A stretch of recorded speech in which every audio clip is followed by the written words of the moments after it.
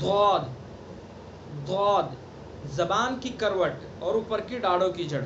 अभी मैंने बताया ये करवट है, साइड है, ये करवट है, इधर करवट, इधर करवट। तो इन करवट को ऊपर की दाढ़ों पर लगाना है।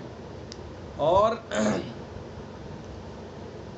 जो अहबाब उसूल तजवीद हिस्सा दोम पढ़ रहे हैं और सिफ़ात का बयान उसमें उन्होंने पढ़ा है, वहाँ जहाँ द्वाद का मखरज आया तो द्वाद के मखरज में इसको अच्छी तरह से समझाया गया और उसको निकालने का तरीक़ा भी बतलाया गया। और ये भी बतलाया गया कि ये 3 तरह से इसको अदा किया जाता है। और वो आसानी के लिए कि ज़बान की बाईं करवट बाईं दाढ़ पर लगाएंगे तो आसानी से अदा होगा, और ज़बान की दाईं करवट दाईं दाढ़ पर लगाएंगे तो मुश्किल अदा होगा। और दोनों को एक साथ लगाएंगे ऊपर दाढ़ों पर, दोनों करवट, इधर की करवट भी इधर की करवट भी, दोनों और ऊपर के दाढ़ों पर, तो ये ज़रा मुश्किल होगा। दौद, तो ज़बान की बाईं करवट बाईं दाढ़ पर लगाएं और अदा करें दौद। ज़बान की करवट लगाएंगे बस, बाकी ज़बान की नोक, किनारे, इनको बचा के रखना है, कहीं नहीं लगाना इनको। ये अगर सामने लगी सना उलिया सुफला तो फिर ये हर्फ अदा नहीं होगा। तो हमें इस हिस्से को, आगे वाले हिस्से को बचा कर रखना है, इसको कहीं टच नहीं होने देना है। इस हर्फ को जो अदा करना है, अगला जो हिस्सा है किनारे, नोक, इसको हमें कहीं नहीं लगने देना है।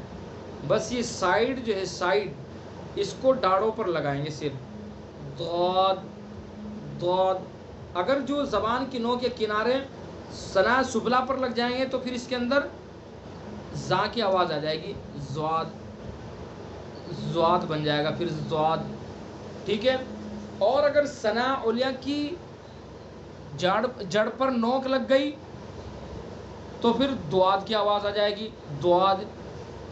तो जो अगला हिस्सा है, ये पूरा हिस्सा, ये किनारे, नोक, इसको हमें कहीं भी टच नहीं होने देना है।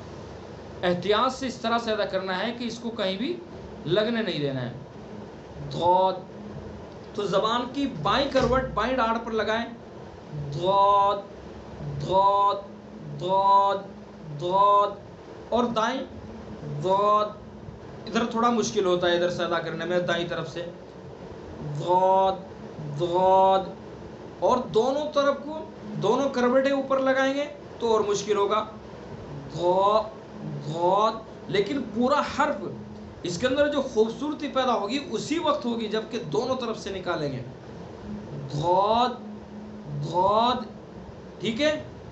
बस हमें एहतियात ये करनी है कि ज़बान का जो अगला हिस्सा है इसको हमें कहीं टच नहीं होने देना है, बस साइडें लगानी है, करवटें लगानी है, करवटें। और जो पिछला हिस्सा है ज़बान का, इसको पुर करने के लिए ऊपर चिमटाएंगे तालू के ऊपर ताकि पुर हो जाए मुंह भर के।